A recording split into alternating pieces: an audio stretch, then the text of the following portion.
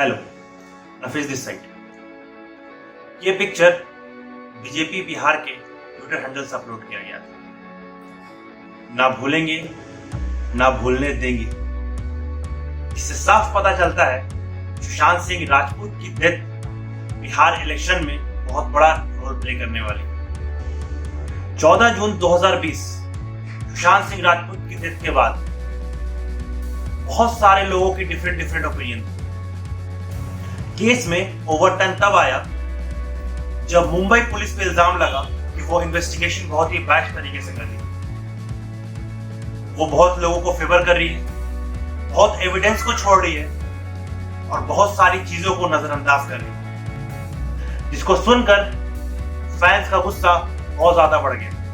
Case में second peak तब आया जब पटना बिहार में रह रहे सुशांत सिंह राजपूत की फैमिली और फ्रेंड्स ने रिया चक्रवर्ती के खिलाफ एफआईआर दर्ज की। इसके बाद मानो कि बिहार पुलिस और मुंबई पुलिस के बीच में एक कोल्ड वॉर सा छिड़ गया। ना उन्हें सही से काम करने दिया गया, ना बिहार पुलिस को सही से एड प्रोवाइड किया गया, नहीं किसी तरीके का उन्हें हेल्प प्रोवाइड किया गया।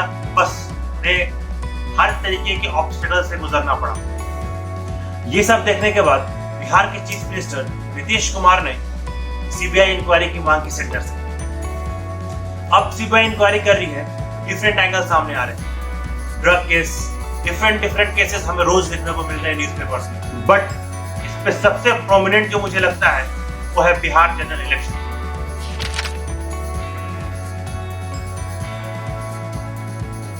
बिहार असेंबली इलेक्शन बीजेपी के लिए बहुत ही प्रेस्टीज की बात है, क्योंकि 2015 के बाद बहुत ही कम स्टेट में बीजेपी इलेक्शन जीत पाई। हालांकि इलेक्शन हारने के बाद वो दूसरे तरीकों से अपनी सरकार जरूर बना पाई, बट जहां तक इलेक्शन जीतने की बात है वो बहुत कम ही स्टेट्स है। इसलिए ये साफ लगता है कि बीजेपी इसमें कोई भी तुक्का अपनाने से बाज नहीं आई।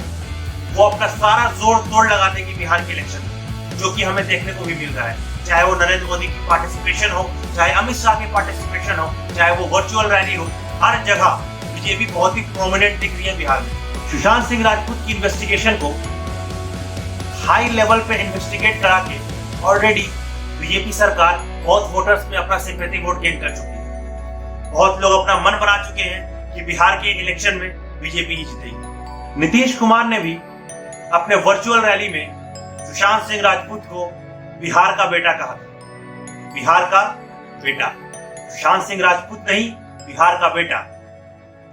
जिसके बाद justice for Sushant Singh Rajput change होकर जस्टिस फॉर बिहार का बेटा बन गया।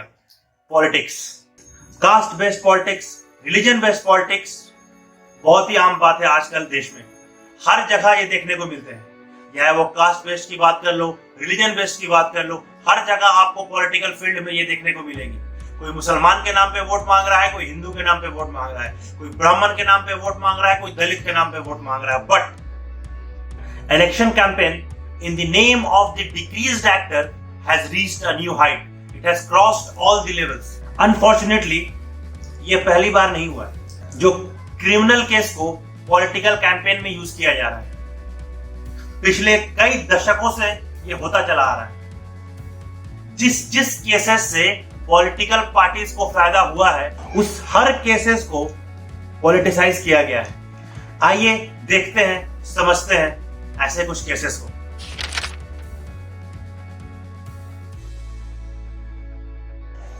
सबसे पहले केसेस की बात करूं तो बात आती है 1984 सिख राइट्स।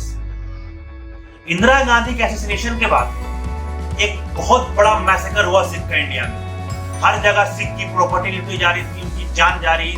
बट अगले साइड राजीव गांधी को 1984 जनरल इलेक्शन में लैंडस्लाइड विक्ट्री हासिल हुई, क्योंकि इंदिरा गांधी के असैसिनेशन को बहुत अच्छे से इनकॉर्पोरेट कर देंगे हर एक इलेक्शन कैंपेन।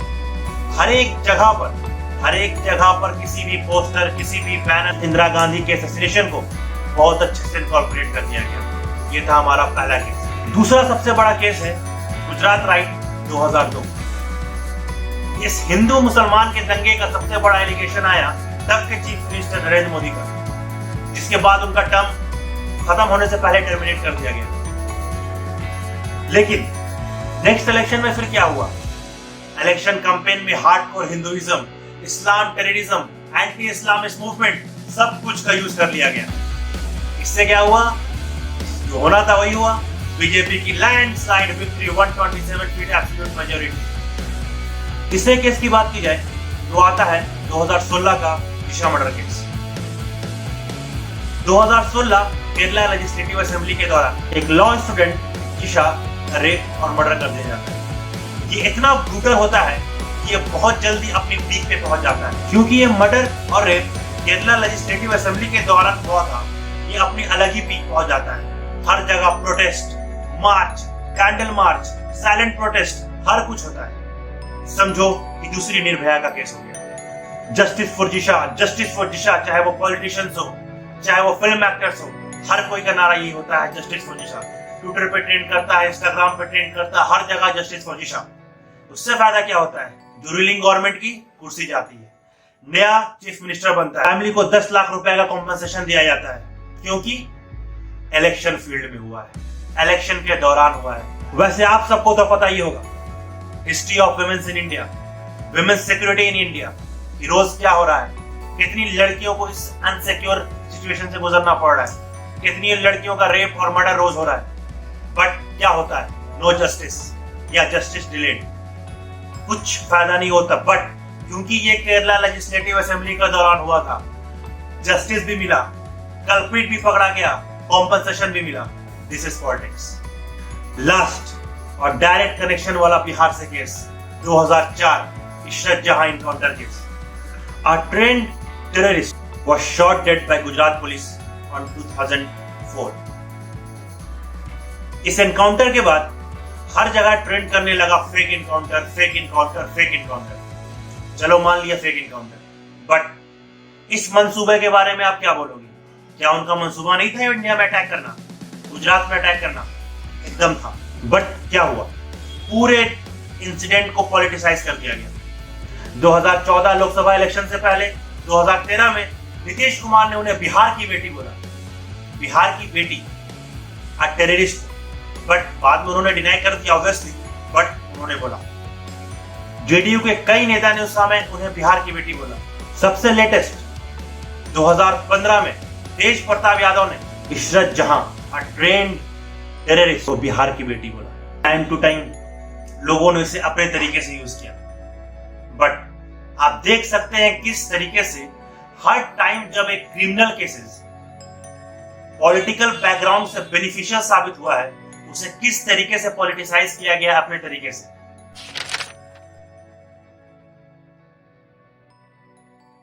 यह हर दौर पे होता आया है, वो अभी भी हो रहा है। अभी भी एनडीए की सरकार बिहार में उसे यूज कर रही है। सेम तरीके से सुशांत सिंह राजपूत को यूज किया जा रहा है बिहार के इलेक्शन में।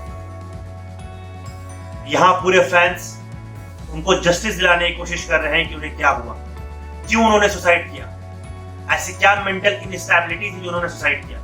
बट हर चीज की पॉलिटिसाइजेशन। सेंट्रल रूलिंग गवर्नमेंट कोशिश कर रहा है महाराष्ट्र की सरकार गिराने की, सेंट्रल रूलिंग गवर्नमेंट कोशिश कर रहा है बिहार इलेक्शन जीतने का। हर जगह बस वोट्स।